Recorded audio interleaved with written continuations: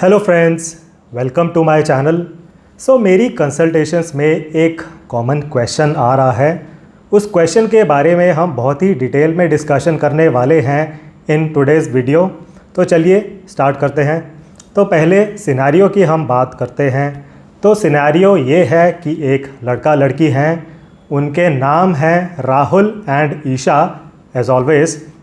अब राहुल एंड ईशा की arrange marriage के लिए डिस्कशंस चल रही हैं।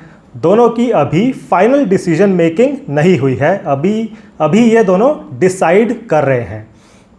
तो जो राहुल है वो ईशा जी से एक क्वेश्चन पूछते हैं कि ईशा जी, क्या आपका शादी से पहले कोई अफेयर रहा है? तो ये क्वेश्चन पूछा जाता है बाय राहुल एंड ये क्वेश्चन उसे पूछना भी ज़रूर चाहिए। तो ईशा जी का रिस्पॉन्स आता है कि हाँ, मेरा पहले एक अफेयर रहा है। ठीक है। अब उसके बाद जो ईशा जी हैं वो अपने अफेयर के बारे में डिटेल में बताने लगती हैं टू राहुल कि अच्छा, एक लड़का था, उससे मैं ऐसे मिली, उसके बाद ये हुआ, उसके बाद वो हुआ। मतलब एंड में राहुल को ही चुप करवाना पड़ता है ईशा जी को कि अच्छा ईशा जी, हाँ मैं समझ गया, ठीक है, और डिटेल्स मत बताओ। तो अब जो अपना राहुल है उसके मन में एक डाउट आ जाता है। उसे ये सब सुनकर काफ़ी बुरा लगता है, बट वो ऐसा भी सोचता है कि अरे यार वाओ, ये जो लड़की है, जो ईशा जी हैं, वो तो मुझे सब कुछ बता देती हैं। ये लड़की तो मुझसे कुछ भी हाइड नहीं करती है। तो एक तरफ राहुल के दिमाग में बहुत डाउट है, दूसरी तरफ राहुल के दिमाग में बहुत हैप्पीनेस भी है कि अरे यार, ये लड़की मुझसे कुछ नहीं छुपा रही है, she is not hiding anything. अब डिसीजन मेकिंग के रिगार्डिंग राहुल के दिमाग में बहुत डाउट है। तो देखिए, यहाँ पर मैं आपको बताना चाहूँगा एंड आपको ये चीज़ ज़रूर रियलाइज़ करनी है कि अगर एक पोटेंशियल पार्टनर आपको अपने पुराने अफेयर्स के बारे में बहुत डिटेल में अगर बता रहे हैं तो ये एक बहुत बड़ा रेड फ्लैग है जिसको आप ज़रूर आइडेंटिफाई करने की कोशिश करें। तो ये एक बहुत बड़ा रेड फ्लैग है एंड इसके पीछे जो रीज़न्स हैं अब मैं वो आपको बताना चाहूँगा। तो देखिए, पहला इशू तो ये है कि लोग समझते हैं कि कन्फेशन मीन्स एस्केप रूट, कि अगर किसी ने कन्फेस कर दिया मतलब इशू ही ख़त्म है, मतलब कोई परेशानी नहीं है। तो देखिए, ऑफ कोर्स अब कन्फेशन करने का मतलब ये नहीं है कि उस पर्सन को आप एक एस्केप रूट दे देंगे। अब अगर कोई आज की डेट में अगर कोई क्राइम कर रहा है, कोई शैतानी अगर कोई कर रहा है, तो कन्फेशन करने का मतलब ये नहीं है कि उस पर्सन को एस्केप रूट या फिर क्लीन चिट मिल जाएगी। अगर वैसा रहता तो फिर तो जो भी क्रिमिनल्स हैं, जो भी लोग मर्डर करते हैं, बस वो मर्डर करते, उसके बाद कन्फेस कर देते टू द पुलिस एंड फिर वो फ्री घूम रहे होते इन द सोसाइटी। तो देखिए, अब ऐसा तो नहीं है, ये तो मैं सरकाज़म में कह रहा था। तो डेफिनेटली पहली चीज़ तो हम ये यहाँ पर मान सकते हैं, अब कन्फेशन करने का कोई मतलब नहीं है, confession is not an escape route. दूसरी जो रीज़न है, दूसरी जो सबसे इम्पॉर्टेंट बात यहाँ पर है, एंड ये मैं अच्छे से समझाने की कोशिश करूँगा, इस बात को आप ज़रूर रियलाइज़ करें। देखिए, अगर वो जो पोटेंशियल पार्टनर हैं, वो जो लड़की है, अगर वो आपको अपने अफेयर्स के बारे में बहुत डिटेल में अगर बता रही है, तो इसका मतलब ये है कि वो जो अफेयर है वो अभी ख़त्म नहीं हुआ है। It is not normal. किसी से उसकी शादी होने वाली है एंड उसको अगर वो पुराने बॉयफ्रेंड के बारे में बड़े ही डिटेल में बता रही है, इट मीन्स दैट वो अफेयर अभी ख़त्म नहीं हुआ है। तो या तो अफेयर ख़त्म नहीं हुआ है या फिर उस लड़के के लिए अभी भी फीलिंग्स हैं इनके मन में, इनके दिमाग में।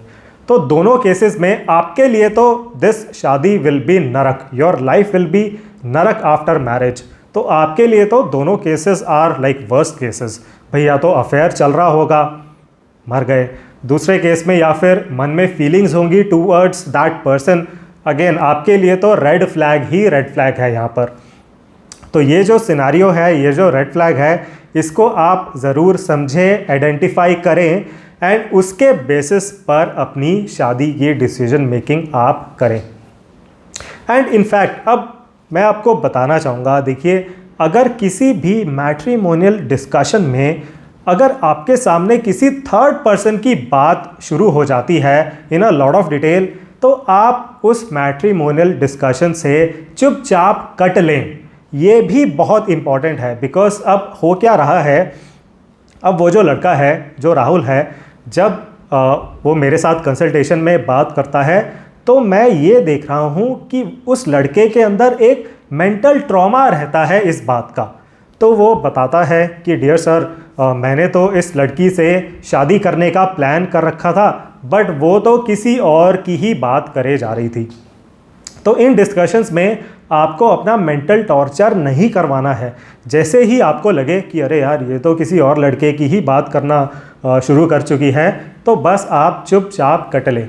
एंड ये भी एक रियलिटी है कि अब होता क्या है ना, ये जो डिस्कशन हो रही है matrimonial discussion between Rahul and Isha, उसमें राहुल सुनता रहता है इन बातों को, बिकॉज उसके दिमाग में रहती है क्यूरियोसिटी कि अच्छा फिर क्या हुआ, अच्छा तुम ऐसे मिले थे, फिर मिलने के बाद क्या हुआ था, चाय पे गए थे, फिर कॉफ़ी पे गए थे। तो राहुल के दिमाग में क्यूरियोसिटी रहती है सुनने की। एंड जो ईशा जी हैं उन्हें मज़ा आता है अपनी लव स्टोरी के बारे में बताते हुए। तो बस दोनों इसी तरह बिज़ी रहते हैं। राहुल सुनने में बिज़ी हो जाता है कि अच्छा फिर क्या हुआ, ईशा जी सुनाने में बिज़ी हो जाती हैं कि अच्छा ऐसा हुआ था, फिर वैसा हुआ था। तो ये आपको रियलाइज़ करना है आपके लिए in a matrimonial discussion this is the worst case. And अब इंटरेस्टिंग बात ये भी है कि जब लोग अपने पुराने अफेयर्स के बारे में बात करते हैं तो उनको वो हमेशा एग्जैजरेट करते हैं। तो people will always tell you about the good things only, they will never tell you about the bad things. And I am pretty sure आपने किसी ना किसी से बात करी होगी, जब भी लोग अपने अफेयर्स के बारे में बात करते हैं वो खुद को ग्रेट दिखाना चाहते हैं। तो जो ईशा जी हैं वो किस तरह की बातें करेंगी, वो कहेंगी कि अरे वो जो लड़का था ना, जो वो नकुल था, जो बॉयफ्रेंड था, वो तो मेरे पीछे पागल हो गया था, मैंने तो उस पर दया कर दी थी, उसका प्रपोज़ल एक्सेप्ट करके फिर मैंने ही उसको डिच कर दिया। तो इस तरह अब सिर्फ ईशा जी नहीं, जो भी लोग अपने पुराने अफेयर्स के बारे में बताते हैं हमेशा वो खुद को ग्रेट दिखाना चाहते हैं कि भाई we were the best, other person was just roaming behind us. And ये एक डोमिनेट करने का भी तरीका है। तो जब वो ईशा जी आपको इस तरह अपनी ग्रेटनेस के किस्से बता रही हैं तो वो आपको डोमिनेट भी करना चाह रही हैं। तो ये भी एक बहुत इंटरेस्टिंग बात है कि लोग बस अपने पुराने अफेयर्स के बारे में आपको ग्रेट चीज़ें बताएंगे, वो ये नहीं बताएंगे कि उनके साथ क्या ट्रोल हुआ है। वो हमेशा खुद को बहुत अच्छा, बहुत ग्रेट दिखाना चाहेंगे। तो अगेन ये जो डिस्कशंस हैं, जब डिस्कशन होने लग जाती है about some other affair, about some other person, तो बड़ी ही फ्यूटाइल एंड वेस्ट डिस्कशंस हैं। तो अगेन अगर आप एक मैट्रिमोनियल डिस्कशन में हैं एंड अगर वो जो पोटेंशियल पार्टनर हैं अगर वो किसी और पुराने अफेयर के बारे में बहुत डिटेल में अगर आपको बता रहे हैं तो उस डिस्कशन से आप चुपचाप कट लें, आप अपना मेंटल टॉर्चर मत करवाएं। Will be my clear recommendation, उस डिस्कशन से बस उठ जाएं। एंड ये रेड फ्लैग अगर आप देख रहे हैं, on the basis of that you need to make your decision for marriage, and of course decision here should be that this is a no go, यहाँ पर do not proceed forward। And देखिए in fact अब मैं ये भी देख रहा हूँ कि लोगों के मन में एक डाउट तो आ जाता है। तो अगेन जब कंसल्टेशन होती है तो वो राहुल या जो वो लड़का है वो बताता है कि डियर सर वो जो लड़की है सर वैसे तो बहुत सही है सर, वैसे तो उसकी सारी चीज़ें मुझे अच्छी लगी, बट अब ये जो बट है ना, इसके अंदर असली जवाब छुपा है। तो वो बताता है कि सर बाकी सब तो अच्छा है सर, बट उसका जो पुराना अफेयर है ना सर, उसके बारे में मुझे समझ नहीं आ रहा है सर, अब बताइए क्या करूं। तो देखिए ये जो आपके दिमाग में डाउट आते हैं उनको आप इग्नोर कभी भी मत करें।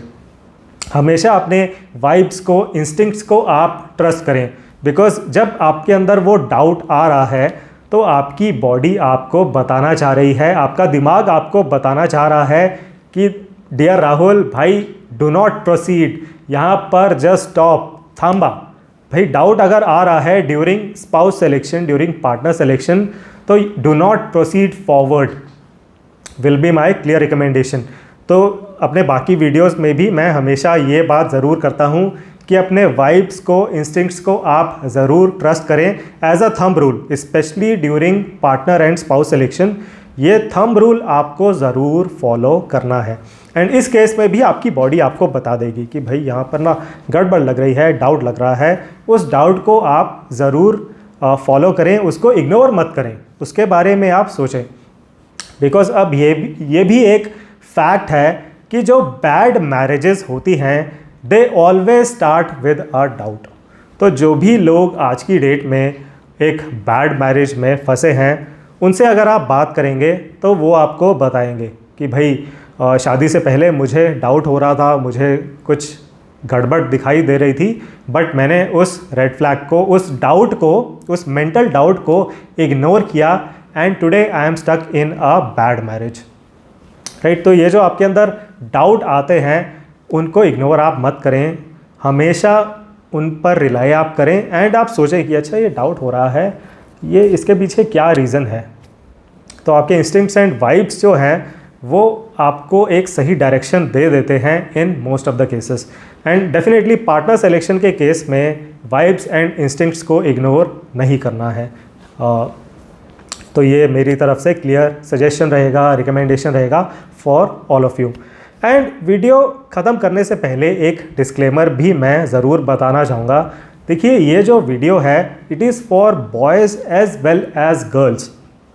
तो आई नो दैट जो एग्ज़ाम्पल हमने डिस्कस किया उसमें ईशा जी की बात हो रही थी, लड़की की बात हो रही थी कि लड़की का अफेयर था बिफोर मैरिज एंड वो बहुत डिटेल में बता रही है। The same solution, same scenario works the other way as well. अगर एक लड़का है जो राहुल है, अगर वो अपने पुराने अफेयर के बारे में बहुत डिटेल में बता रहा है तब भी ये एक बहुत बड़ा रेड फ्लैग है। तो अगर एज अ गर्ल आप मुझे सुन रही हैं, इस वीडियो को अगर आप देख रही हैं, तो आप भी इस रेड फ्लैग को ज़रूर समझें एंड आइडेंटिफाई करने की कोशिश करें एंड उसके बेसिस पर अपनी डिसीजन मेकिंग करें। बिकॉज आई नो होता क्या है, मैं जब वीडियो बनाता हूँ उसमें एग्जाम्पल्स शायद लड़कियों के ज़्यादा रहते हैं because most of the consultations are with boys. तो लड़कियों के कमेंट्स आ जाते हैं कि सर अच्छा ये आपने तो बस लड़कियों के अगेंस्ट बात कर दी, आप लड़कों के लिए तो कुछ बोलते नहीं हैं। तो यहाँ पर मैं क्लियर डिस्क्लेमर बताना चाहूँगा कि this video is applicable for boys as well as girls. तो आई होप जो भी मैंने पॉइंट्स डिस्कस किए आज के वीडियो में आपको काफ़ी प्रैक्टिकल लगे होंगे एंड ज़रूर इस वीडियो को आप लाइक करें, चैनल को सब्सक्राइब करें, कमेंट सेक्शन में अपने फीडबैक को प्रोवाइड करें एंड कुछ भी आप लिखना चाहते हैं ज़रूर पोस्ट करें इन द कमेंट सेक्शन। आप में से अगर किसी को 1-to-1 कंसल्टेशन की रिक्वायरमेंट है तो आप मेरे व्हाट्सएप नंबर पर रीच आउट कर सकते हैं। मेरा व्हाट्सएप नंबर आपको इस वीडियो के डिस्क्रिप्शन सेक्शन में एंड हैशटैग्स में मिल जाएगा, कमेंट सेक्शन में भी मिल जाएगा।